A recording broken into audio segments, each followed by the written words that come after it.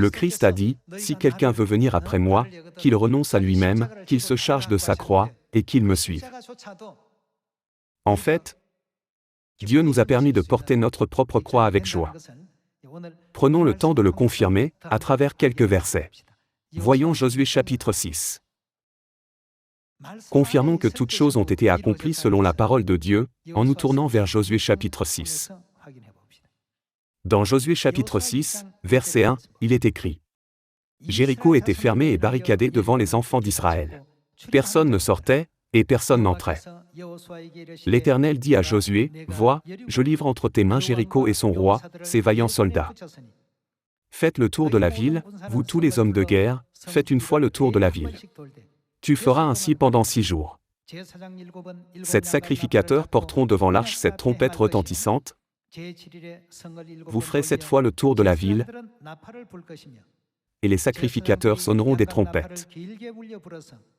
Quand ils sonneront de la corne retentissante, quand vous entendrez le son de la trompette, tout le peuple poussera de grands cris. Alors la muraille de la ville s'écroulera, et le peuple montera, chacun devant soi. » Jéricho était une ville fortifiée tellement immense qu'elle semblait impossible à conquérir pour les Israélites. De plus, les indigènes vivant dans la ville étaient les géants. Comparés à eux, nous étions comme des sauterelles. Leur apparence physique était si différente que les Israélites l'ont décrite ainsi. Autrefois, si vous étiez fort, il y avait 80 à 90% de chances de gagner les guerres. La force manquait déjà aux Israélites par rapport à eux. De plus, la ville était une grande forteresse.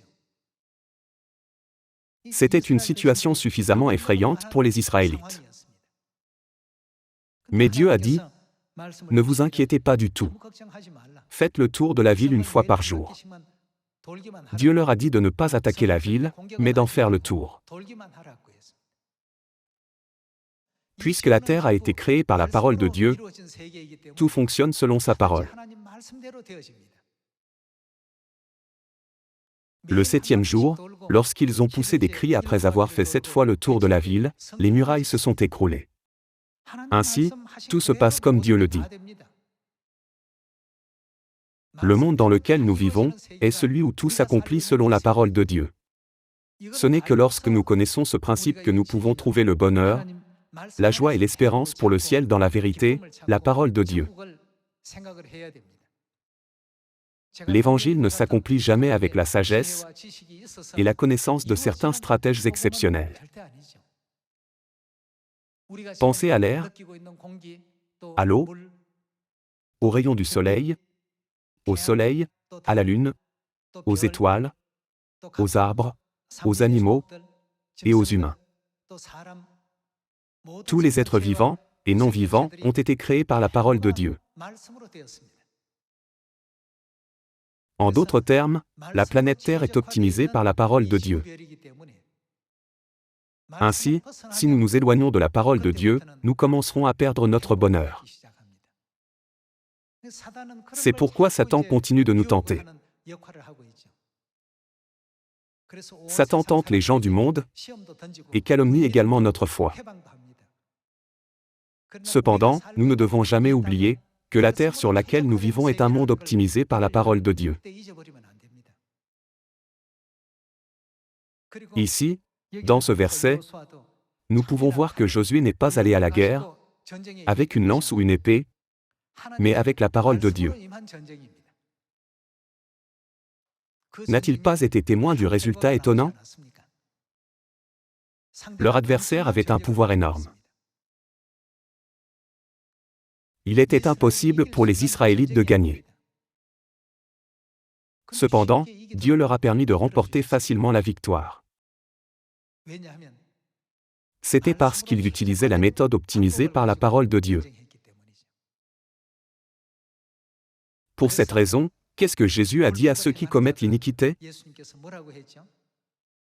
Commettre l'iniquité ne signifie-t-il pas rompre les paroles optimisées de Dieu et leur désobéir? Ils diront, Seigneur, Seigneur, n'avons-nous pas prophétisé par ton nom? N'avons-nous pas chassé des démons par ton nom? Et n'avons-nous pas fait beaucoup de miracles par ton nom? Ne nous connais-tu pas? Alors Jésus leur dira, je ne vous ai jamais connus, retirez-vous de moi, vous qui commettez l'iniquité, et qui n'avez pas écouté ma parole. En plus de cela, que nous a-t-il demandé dans Apocalypse chapitre 22, verset 18? N'ajoutez rien à ces paroles, et n'en retranchez rien. Pourquoi? Puisque ce monde est optimisé par la parole de Dieu, si nous y ajoutons, ou en retranchons, dès ce moment, notre joie et notre bonheur disparaîtront.